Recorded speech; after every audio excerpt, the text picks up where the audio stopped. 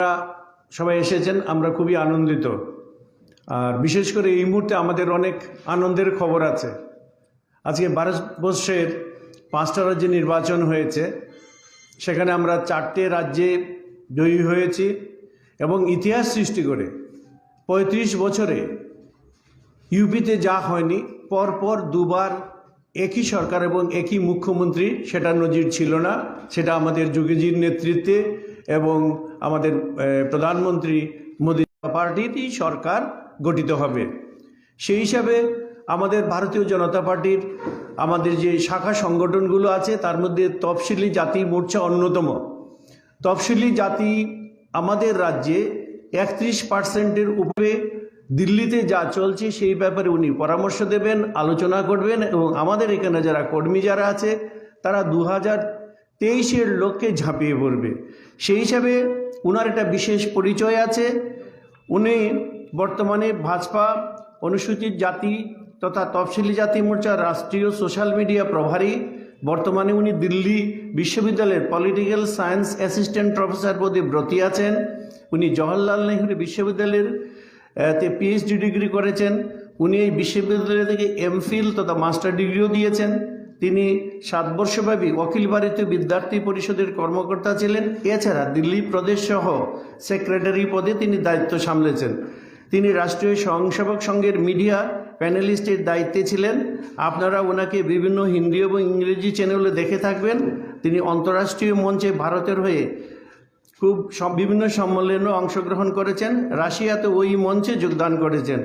সুতরাং ওনার এই ইন্ট্রোডাকশনের পরে আমি অনিমাজিকে বলবো আমাদের ভবিষ্যতের যে দৃষ্টিকোণ, কালকের যে আলোচনা এবং আমাদের তফসিলি জাতি মোর্চা ভারতীয় জনতা পার্টি প্রতিষ্ঠিত হওয়ার পর তার যে সাফল্য এবং বিভিন্ন অংশগ্রহণ এবং নজিরবিহীনভাবে আমাদের এইবারেই লোকসভায় সবথেকে বেশি সংখ্যক এমপি আছেন এবং তফসিলি জাতিকে বিভিন্নভাবে উন্নত করার ক্ষেত্রে আমাদের মোদিজির সরকার যে সাহায্য বা যে দৃষ্টিকোণ দিয়েছেন সেই সব ব্যাপারে আমি আলোচনা করব।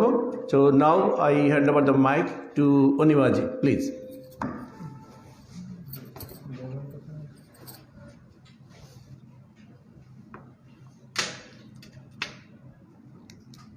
नमस्कार सभी को।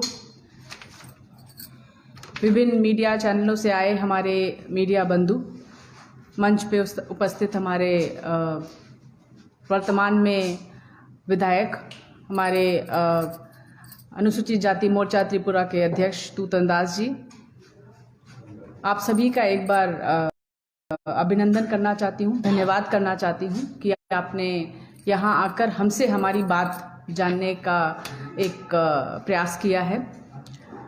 अभी हम 2 दिन की कार्यशाला चलाएंगे त्रिपुरा में अनुसूचित जाति मोर्चा भाजपा की।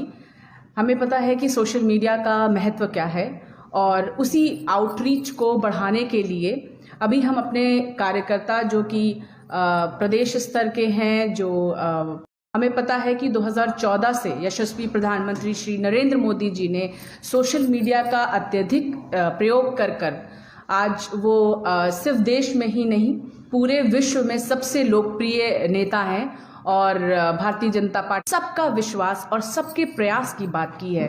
चीज मुफ्त देने की बात नहीं की उन्होंने कहीं भी, महिला और संकल्प की तो बात। एक ऐसी सरकार हमारी केंद्र में है और उसका जो अलग अलग राज्यों में भी भारतीय जनता पार्टी है और आते हैं और आते ही किसी चुनाव के लिए नहीं।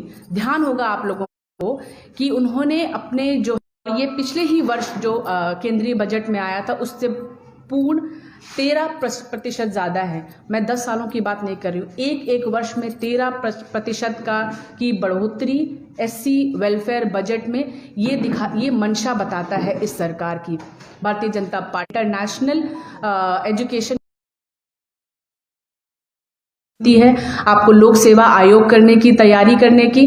तो इस तरह के जो अलग अलग कदम उठाए हैं हमारी सरकार ने, और अगर आप देखें तो उज्ज्वला जो योजना है उसका बहुत बड़ा लाभार्थी जो वर्ग है वो हमारे अनुसूचित समाज से आता है। अगर आप प्रधानमंत्री आवास योजना की अगर बात करते हैं वो हमारे समाज से आता है। फ्री वैक्सीनेशन हुई, जो सवर्ण जाति के संपन्न लोग थे वो तो शायद 1800-2000 देकर वैक्सीनेशन ले लेते, लेकिन देश की महामारी में 2000 की वैक्सीन को जन जन तक पहुंचाया, वो भी पूरे मुफ्त में। ये एक बड़ा कदम था। जब हमें पोलियो की एक वैक्सीन, एक टीका तैयार करने में 10 साल लग जाते थे, 1 साल की महामारी में हमारे वैज्ञानिकों और हमारा जो यशस्वी नेतृत्व है वो माननीय जगत प्रकाश नड्डा जी का, माननीय BL संतोष जी का है, उन लोगों के नेतृत्व में पूरे देश में ये फ्री टीका, और आप देखिए कि इसका असर हमारे तीसरी लहर पर पड़ा।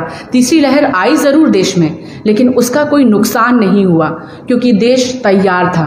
मोदी जी ने ये देश तैयार किया है। तो मैं यही बात, और हमारा पूरा राष्ट्रीय नेतृत्व इसके लिए सजग भी है, संकल्पित भी है, और एक प्रभावशाली तरीके से इस देश की सूरत बदलने के लिए, इसका पूरा ओवरऑल डेवलपमेंट करने के लिए हम चाहते हैं कि हमारे जो प्रदेशों में भी सोशल मीडिया है इसकी जो गति है वो तेज़ हो, इसका प्रभाव पड़े, इसमें और नई नई चीज़ें हमारे कार्यकर्ता सीखें, जिसका असर हमें इलेक्शंस में भी इसके फ़ायदे मिलते हैं। इलेक्शंस के बाद जो हम अपना मैनिफेस्टो, जिसको हम पूरा जैसा हम इलेक्शन के समय प्रस्तुत करते हैं, उसके एक बात जब हम पूरा करते हैं तो जन जन तक ये बात पहुंचनी चाहिए कि हमारे पास एक ऐसा नेतृत्व है जो किसी को पीछे छोड़ के, किसी को अलग कर विकास की बात नहीं करता।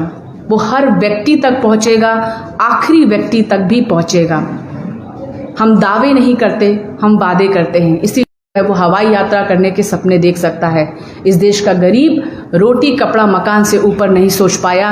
50 वर्ष कांग्रेस की सरकार थी। इस कांग्रेस की सरकार ने दलितों को सिर्फ वोट बैंक बना के रखा। शर्म आती है मुझे कभी सोच के कि 50 बाबा साहेब का अपमान हुआ है, उनको चुनाव नहीं लड़ने दिया गया है, उनको राज्यसभा में बैठने नहीं दिया गया है।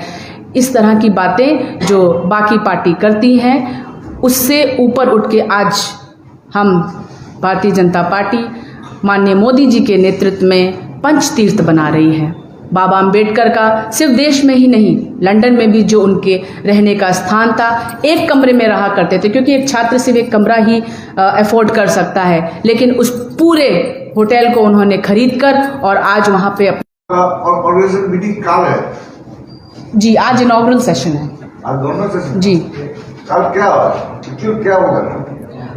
कल पूरे दिन हम एक ट्रेनिंग करेंगे जिसमें अपने कार्यकर्ताओं को जो सोशल मीडिया के अलग अलग प्लेटफॉर्म्स हैं उसको किस तरह से ऑप्टिमम यूटिलाइजेशन, इससे हम उनको और कैसे निपुण बनाएं, उनको कैसे ग्रूम करें सोशल मीडिया, क्या उनका कंटेंट होना चाहिए जो पार्टी जैसा कि केंद्र की तरफ से बनते हैं, चीज़ें क्या होती हैं, क्या ज़्यादा प्रभावशाली हो, इसके लिए हम उनको ट्रेन करेंगे। इसलिए फायदा होगा क्या है? जो कार्यकर्ता है उनका फायदा कैसे फायदा होगा?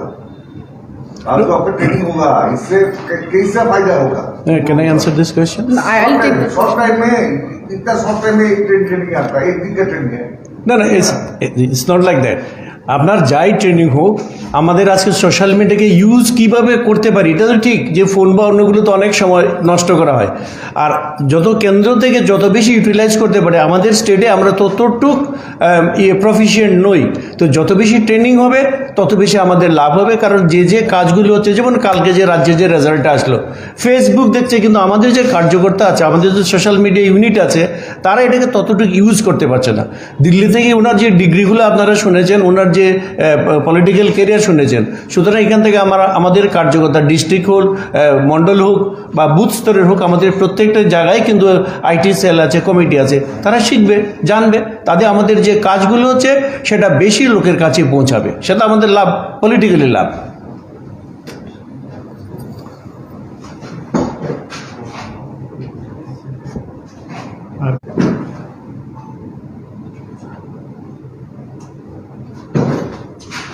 Thank you.